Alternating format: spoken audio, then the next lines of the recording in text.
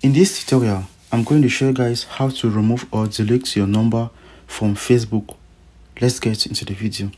So the first thing you need to do is that you simply need to log into your Facebook account. Once you're there, you click on this three horizontal line down here. After which, you click on Mega Business Center. Once you get there, you simply click on what? Personal details. After which, you click on contact info.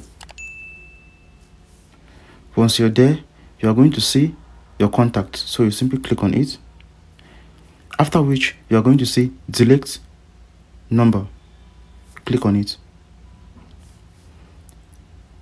You click on what? Delete.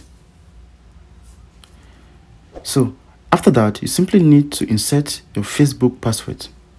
Once you're done with that, you simply click on what? Continue. After which, Facebook will send you a verification code on your email address. So you simply need to check it. Okay, once you receive the code, you simply need to insert the code.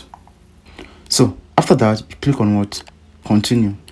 So guys, we just successfully deleted that number or removed that number from our Facebook account. Thank you guys for watching. Don't forget to leave your comments in the comment section below. If you face any difficulty doing this, we love you all. See you in our next tutorial.